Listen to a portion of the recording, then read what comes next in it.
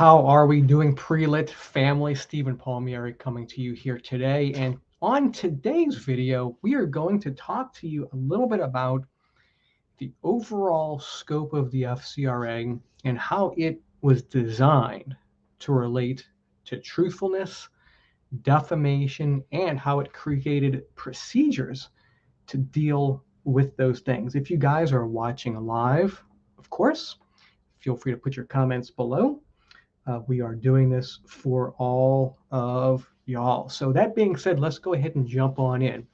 Having a good understanding of how the FCRA was designed to relate to storytelling and how it relates to the procedures that they've created, whether you're a consumer or a credit repair organization, will give you a much better chance of being able to understand how to create disputes that actually conform to the way the FCRA was designed, which will give you leverage to be able to hand those off more easily to a consumer protection attorney. So once again, feel free to put in your comments below. We are doing this live for you. So let's go ahead and do a screen share here. And we're just going to kind of go ahead and jump right into this. So, all right, so we've got the FCRA here, and today we're going to focus primarily on the very beginning of it, 1681, without even a letter behind it, just 1681. This is actually the congressional findings and purpose of the FCRA was actually written into the law, okay? And so what I want to do here in this video is drive home to you that really what the FCRA did was it created a law, a statute that essentially took the old common law type arguments of defamation and truthfulness, and it kind of regulated that. Kind of basically said, okay, there's certain types of stories that are going to be said about consumers, and instead of the consumers using negligence, defamation, invasion of privacy, all those kinds of slanderous things, instead there's now this law that regulates those stories. The stories are expected to be truthful, but if not, there's these procedures that have been put in place. So we're going to read the congressional findings here. We're going to kind of reword a few things so that you can really just let it sink in that what credit reporting is storytelling, right? And in this country, we can tell truthful stories in the most cases, and it's okay as long as it's truthful. But when you skew away from truthfulness, that's when you start to get into trouble. And that is exactly what credit reporting is. Okay, so the very first portion here, accuracy and fairness of credit reporting. So again, this is the very beginning of the FCRA, and this is what Congress found, okay? And we're gonna just kind of reword this a little bit again to make this kind of sink in to where you can say, oh, really we're dealing with storytelling. Okay, so the Congress makes the following findings. So these are the findings that Congress made as they were attempting to figure out how to put the FCRA in place. Okay, so number one, the banking system, which again, this is dealing with commercial type speech, if we want to call it that, right? So the banking system, which are commercial entities, is dependent upon fair and accurate, which we can say is truthful, okay? Truthful credit reporting, which is what we can say is storytelling, okay? So the banking system is dependent upon truthful stories about consumer credit. Untruthful credit stories directly impair the efficiency of the commercial banking system. And unfair or, unjust, untrue credit reporting or stories about credit reporting methods undermine the public confidence, which is essential to the continued functioning of the commercial banking system. Okay, so the commercial banking system relies on accurate, truthful stories about consumer credit information. That's essentially what this is saying, right? Let's not focus on inaccurate, incomplete. Let's just focus on true or not, okay, to bring this to where it would have been prior to FCRA, which is, did they defame me by talking smack? Okay, an elaborate mechanism, we can say commercial mechanism, because again, this is all related to how businesses relate to these stories about consumers. So an elaborate commercial mechanism has been developed for investigating and evaluating the following types of stories about consumers. Consumer stories related to creditworthiness, credit standing, credit capacity, character. It's pretty broad, isn't it? And general reputation of consumers. Let's think about that. Your lifestyle, that file, somebody is going to tell a commercial story about your lifestyle. And if it's used for consumer reporting purposes, that falls under the FCRA. Okay, so consumer reporting agencies, or in other words, the storytellers, the commercial storytellers, okay, the commercial storytellers have assumed a vital role in assembling and evaluating stories about consumer credit and other consumer information, okay? There is a need to ensure that consumer reporting agencies, in other words, the commercial storytellers, there is a need to ensure that the commercial storytellers exercise, now this is pretty powerful, right? I think a lot of people forget about this little thing right here. Exercise their grave responsibilities to fairness, impartiality, and respect for the consumer's right to privacy, okay? So as we're, trying to think pre-litigation, and even, as attorneys are looking at these things, I think it's in trying to make arguments, to judges if it gets to litigation. I don't think it's unreasonable to point out that Congress actually puts in the law that the consumer reporting agencies, the commercial storytellers, have a grave responsibility to fairness. Okay, so that's actually in the law right there.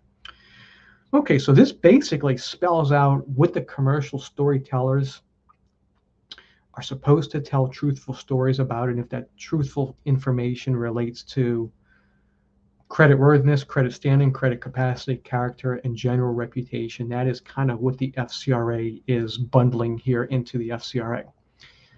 Okay, so first it talks about the accuracy and fairness. Okay, again, accuracy, forget about the word accuracy. Let's just think truthful, because that's really what we're dealing with. Again, because the FCRA is essentially shifting the liability or the controversy from arguing defamation over to arguing that they didn't properly have good procedures. Okay, so the first part deals with the truthfulness and fairness of the storytelling.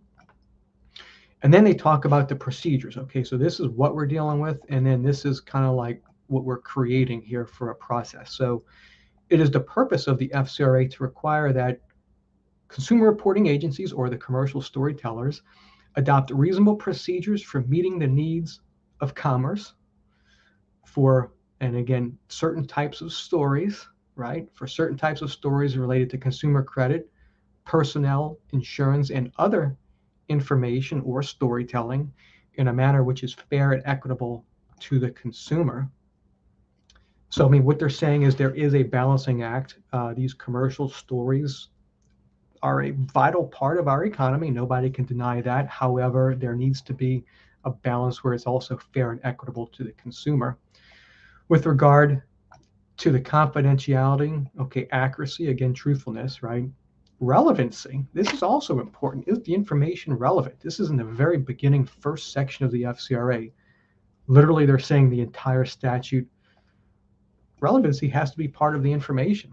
So, those addresses that are on somebody's credit report that they haven't lived in for 5 years, I mean, how relevant is that, right? And proper utilization of such information or stories in accordance with the requirement of the FCRA. So the FCRA basically creates processes, procedures for the proper utilization of such stories, okay? All right, so in the very beginning here of the FCRA, what we are told is that this law, the FCRA, Congress's intention is to take certain types of commercial storytelling about certain types of consumer information, and we're going to kind of shift the general framework from your old common law remedies of negligence, defamation, invasion of privacy, over to more specifically a procedure-driven type process, okay? And how do we know that? I mean, so this kind of makes sense, okay, information and accuracy and stories, that all makes sense. But if we shift over to 1681HE, okay, 1681HE is where it actually very specifically points out that the bureaus now have a limitation of liability for any proceeding or action in the nature of defamation, invasion of privacy or negligence, okay, with respect to the reporting of information. Again, what is the reporting of information? This is commercial storytelling, the telling of a story, okay? So it is now basically saying no consumer may bring any action or proceeding in the nature of defamation, invasion of privacy, or negligence. Okay, so prior to FCRA, the consumer could go to their attorney, and if they felt like they had a good case, good fact pattern, they could argue defamation, invasion of privacy, and negligence. FCRA said, well, now you can't argue those unless the information is false information or false storytelling furnished or told with malice or willful intent to injure the consumer. However, you can use 1681 and 1681N and 1681O, which are the negligent and willful non-compliance provisions, as a consumer remedy.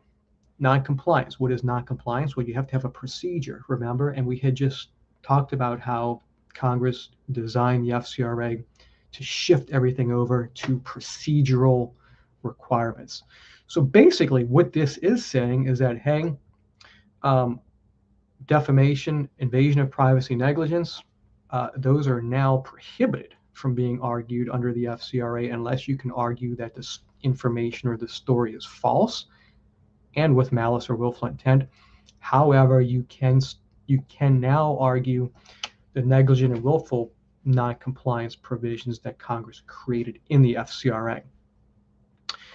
So why is this important if you're a consumer, if you are a credit repair organization? Why is this important? Well, it's extremely important because a lot of people focus too much on the accuracy of the information. And don't get me wrong, you've got to have an inaccuracy, right?